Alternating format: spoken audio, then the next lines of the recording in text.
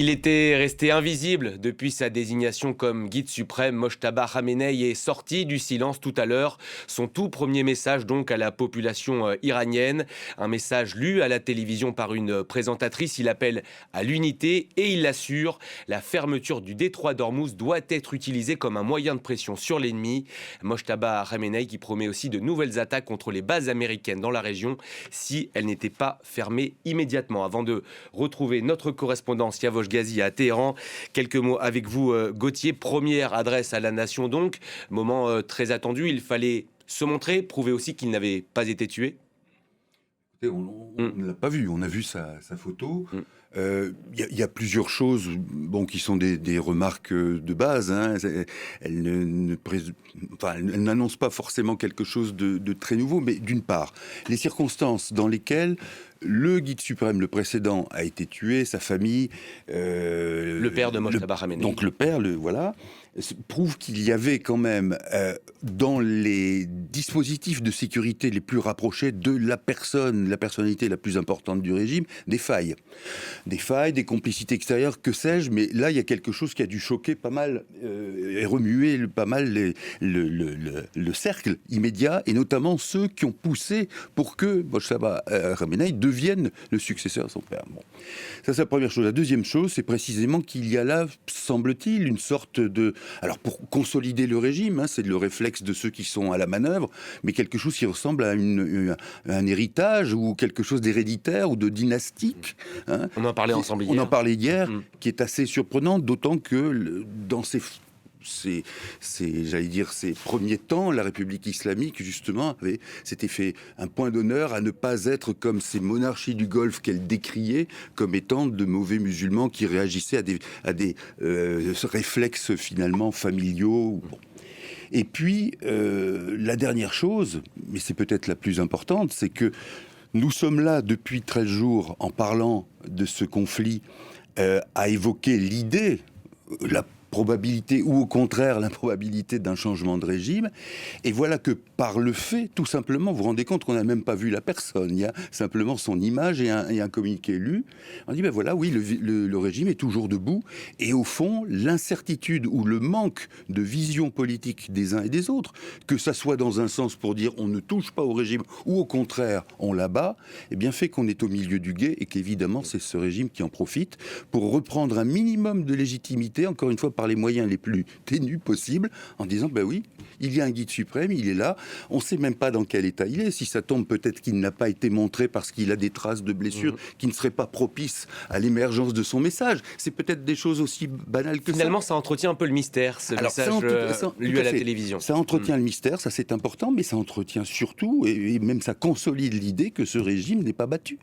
malgré la campagne de bombardement que l'on connaît. Donc là aussi, c'est une image importante pour le régime, d'autant que, si j'ai bien compris, Mojtaba Khamenei appelle à des manifestations de masse en soutien à cette République islamique. Et là aussi, finalement, le message délivré est sans surprise. Il appelle la population à l'unité. On ne pouvait pas s'attendre à autre chose. Non, bien sûr. Et puis, il y a aussi cette formulation, mais qui revient à la même chose, sur l'importance du détroit d'Ormuz qui est à bloquer. C'est quand même là aussi étonnant dans la mesure où, bien sûr, c'est le levier évident. Qui pouvait ignorer que l'Iran attaquait, se recroquevillerait sur ce levier dont elle dispose? Là aussi, il y a quelque chose qui est assez surprenant dans la mesure où personne, évidemment pas les Américains, ne pouvait ignorer le recours qu'aurait la République islamique à cette capacité de blocage, c'est-à-dire double erreur politique, celle de ne pas aller jusqu'au bout et celle de ne pas considérer les risques, y compris quand on prétend que l'administration américaine est accrochée, est arc-boutée sur le caractère rentable et mercantile des choses. Et on part tout de suite à Téhéran où nous y attend Siavosh Ghazi, notre correspondant. Bonjour Siavosh, vous avez évidemment suivi comme nous ce message du nouveau guide suprême iranien. Il appelle donc, on en parlait à l'instant avec Gauthier, à l'unité du peuple. À l'unité du peuple, mais aussi à la vengeance, puisqu'il affirme dans son message, enfin dans le message qui a été lu par la présentatrice sur la télévision iranienne, que le sang des martyrs sera vengé donc notamment le sang de son père qui a été versé donc il y a 13 jours lors de la première frappe menée par Israël contre la résidence de l'ancien guide suprême iranien. Donc un message très guerrier. Il affirme également que il y aura une extension de la zone du conflit puisqu'il appelle à l'ouverture de nouveaux fronts contre Israël et les États-Unis. Donc nouveaux fronts, qu'est-ce que cela veut dire? Ça veut dire par exemple une possible entrée en action des Houthis au Yémen ou encore une action plus importante, une mobilisation plus importante des milices chiites en Irak qui sont déjà intervenues pour frapper les intérêts américains dans ce pays, autour de Bagdad notamment. Et donc il peut y avoir une mobilisation encore plus importante. En ce qui concerne les Houthis, cela pourrait perturber le trafic commercial dans le détroit de Bab el-Mandeb et dans le canal de Suez. C'est une possibilité qui est évoquée depuis plusieurs jours par les médias iraniens, et donc pour faire pression sur les marchés internationaux et sur le prix du pétrole, bien sûr, sur le commerce international. Donc un discours particulièrement guerrier. Il demande aussi aux pays voisins de l'Iran donc de faire fermer les bases américaines de la région. Et enfin, il demande que les États-Unis dédommagent les destructions causées par la guerre qui a été lancée il y a 13 jours. Si ils n'acceptent pas de le faire, nous prendrons nous-mêmes à la hauteur de la valeur de ces destructions les biens des États-Unis dans la région. Et si nous ne pouvons pas le faire, à ce moment-là, nous détruirons les intérêts américains dans la région au même niveau que les destructions qui nous ont été causées. Donc un discours particulièrement guerrier, d'autant plus qu'il a appelé la population iranienne à manifester massivement demain pour la journée de Quds qui est organisée tous les ans en Iran en soutien aux Palestiniens.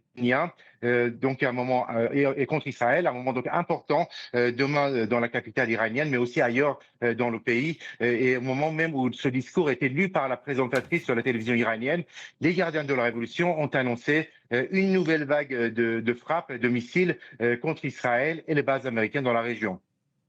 Siavosh, vous évoquez à juste titre cette pression. Mojtaba Khamenei, on le rappelle, a appelé aussi tout à l'heure à maintenir fermé le détroit d'Ormuz pour continuer de peser économiquement sur ses ennemis. La guerre, elle est évidemment aussi économique. Absolument. La guerre, comme le disait un expert sur les réseaux sociaux, l'issue de cette guerre se jouera dans le détroit d'Ormuz, mais aussi dans le détroit de Bab el-Mandeb. Ces deux détroits, la fermeture de ces deux détroits pourrait faire très mal à l'économie mondiale, au prix du pétrole. L'Iran, qui a déjà fermé le détroit d'Ormuz au trafic avec de nouveaux navires qui ont été visés depuis hier, peut pousser ou peut demander à ses alliés aussi au Yémen d'intervenir pour en tout cas perturber le commerce, le trafic maritime dans ce détroit et dans le canal de Suez. Il suffirait que quelques navires soient touchés pour qu'il y ait des pressions supplémentaires sur les marchés internationaux et sur le prix du pétrole. Merci beaucoup Siavosh pour tous ces éléments.